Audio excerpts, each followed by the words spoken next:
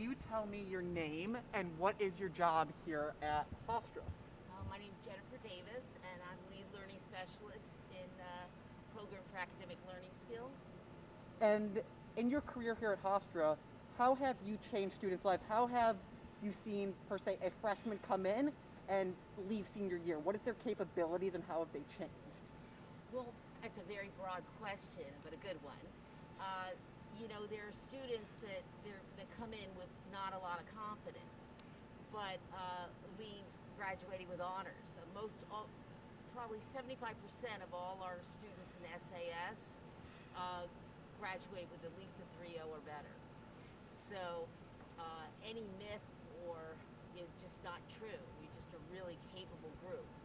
In fact, they have to be more capable to overcome their disabilities.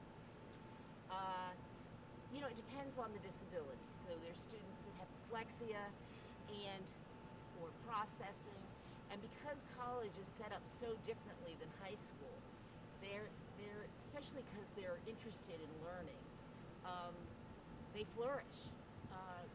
Having less class time and more time to study really helps a lot.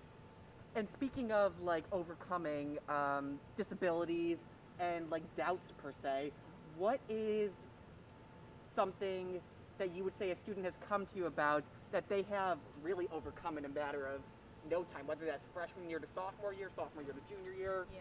What is something like as small as like they don't know how to organize their planner to they're scheduling their meetings with their professors left and right?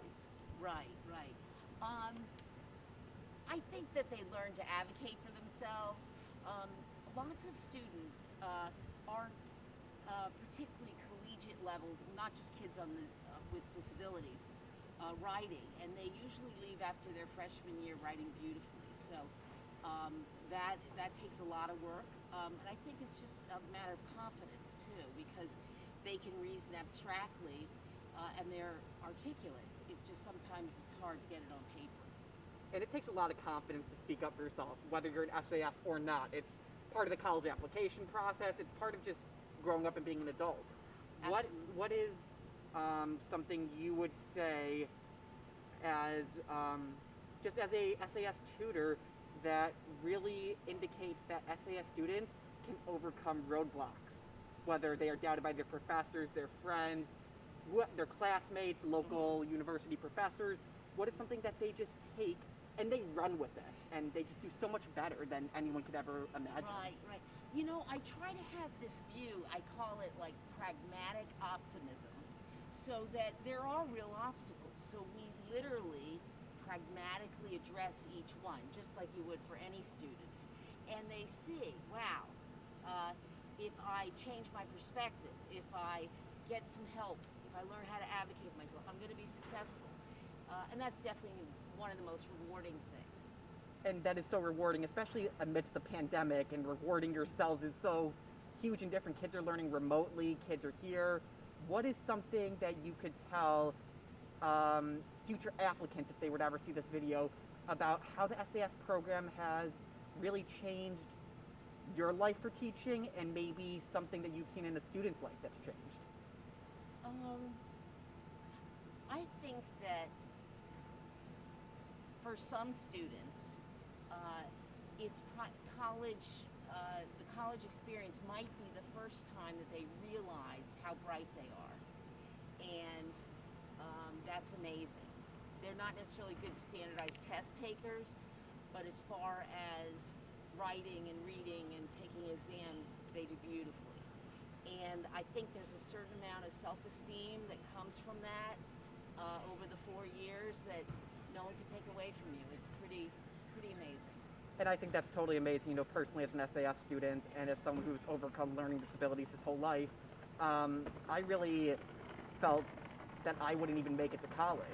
So, just on a personal level, for the sake of it, as long as I'm interviewing you, what is something that you saw in me, per se? I know this is a very on the spot question, so don't worry about it. From when I walked in my first day of freshman year or during orientation to when you and I went into COVID lockdown last March. I think your attention to detail was amazing. I think we just kind of had to harness it and organize it. Actually, your organization was fabulous too. I guess it was just confidence, really. Um, you know, you're a very bright young man, and And not to be fishing for compliments, but what is a quote or something that you would tell a student right now if they came into your office and they said, you know what, it's midterms, I'm struggling, I don't think I can make it another 6 weeks. What is a piece of advice you would offer right now as an SAS tutor to a student who just needs a little bit of a booster? right. Well, first of all, I would say that nothing that they do today or tomorrow is going to have a long-term effect. We can, stop. We can stop and reflect and be intelligent about this and realize that you have lots of strengths. And I sometimes you have to think outside of the box. Sometimes the student does, like all students, has to drop a class and add something else. Um, it's about optimizing your own learning. So that's not the same for everybody. And I think that's so beautiful and so true. So thank you for your time today. Sure. Thank you for being a part of the Hofstra University community, and I look forward to talking again soon. Thank you. Thank you.